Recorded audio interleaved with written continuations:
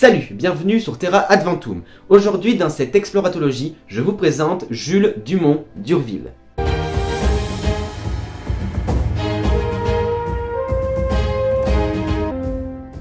Jules Dumont d'Urville est né en 1790 en Normandie d'une famille plutôt aisée. Son père est en effet seigneur d'Urville et bailli. Un bailli est un officier qui rendait la justice au nom du roi. Gabriel Dumont d'Urville, le père, meurt alors que Jules est encore un enfant.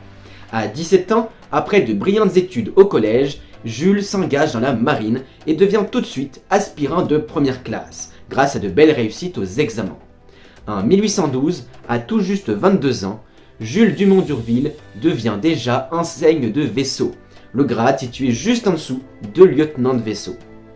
En 1815, il épouse Adèle Pépin, fille d'un horloger. Le couple aura 2 enfants, Jules et Adolphe. Il cherche à rejoindre des gros projets de navigation, d'exploration maritime, mais sans succès. Du coup, il passe son temps libre à étudier astronomie, physique, botanique, langue étrangère, etc., etc.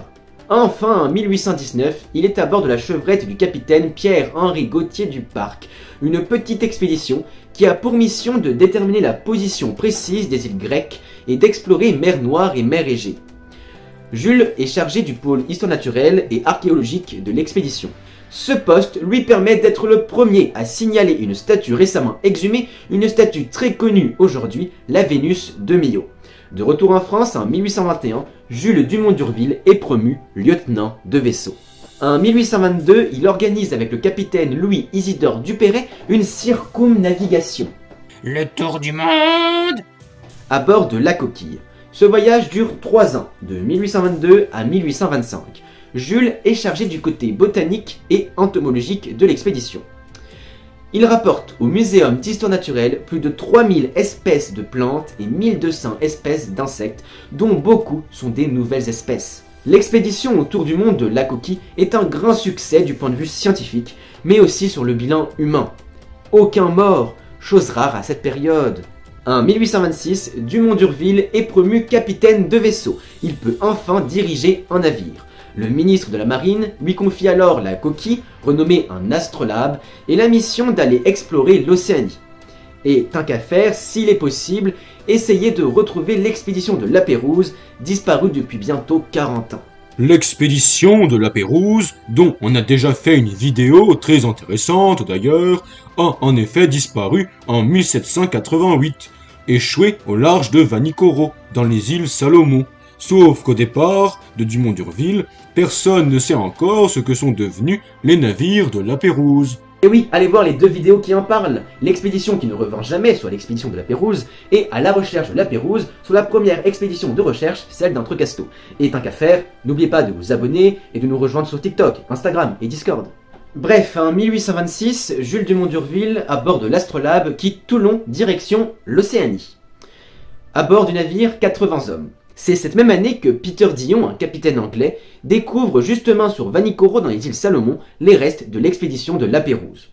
Il en informe la France, Jules Dumont d'Urville l'apprend lors d'une halte en Tasmanie et se dirige donc vers cette île.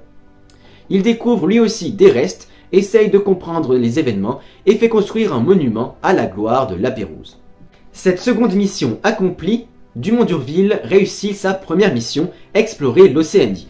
Il assure la position géographique de 200 îles, dont 60 étaient alors inconnues, ou du moins non dessinées sur les cartes. C'est après cette expédition que Dumont d'Urville propose à la Société géographique une organisation de l'Océanie encore utilisée aujourd'hui.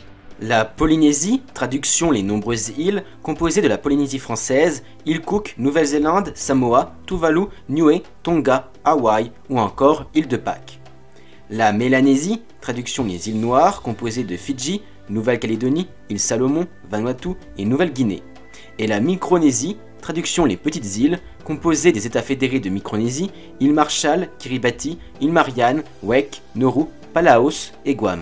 Dumont d'Urville y place aussi la Malaisie, ou Insulande, composée des îles indonésiennes principalement, mais qui sont depuis retirées de l'Océanie.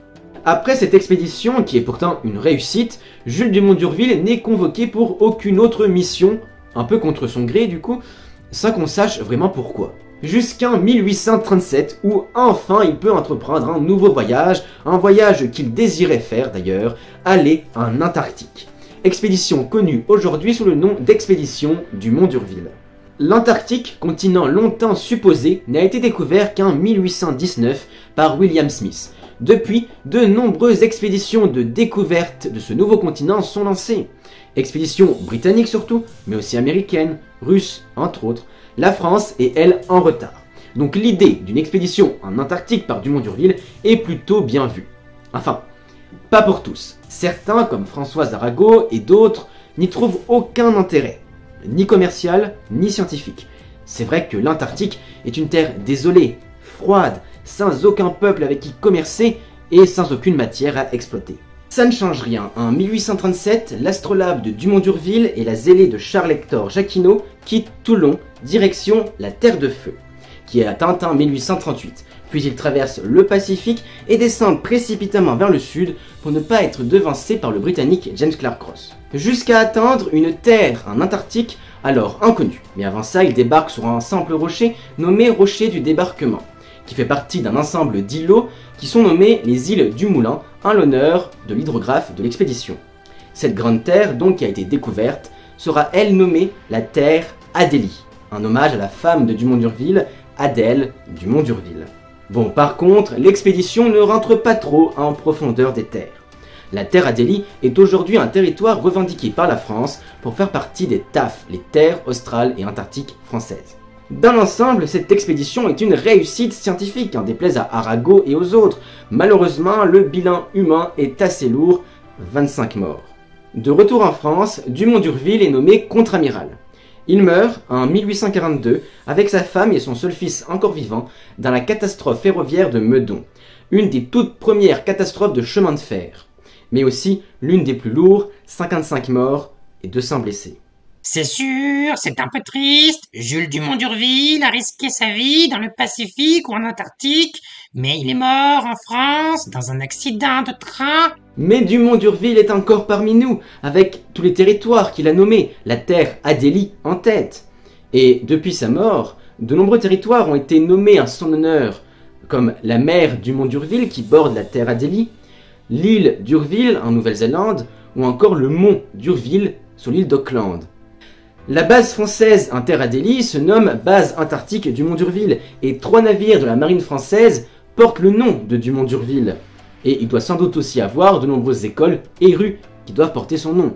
C'est la fin de cette vidéo qui vous présentait Jules Dumont d'Urville, explorateur français qui a exploré l'Océanie, redécouvert le lieu du naufrage de la Pérouse, ramené en France la Vénus de Milo, découvert une terre en Antarctique, la terre Adélie, et une personnalité qui est morte dans l'un des tout premiers accidents ferroviaires. Merci pour le visionnage de cette vidéo, j'espère qu'elle vous aura plu. Si c'est le cas, n'oublie pas de l'aimer, de la partager et surtout abonne-toi. À la prochaine sur Terra Adventum.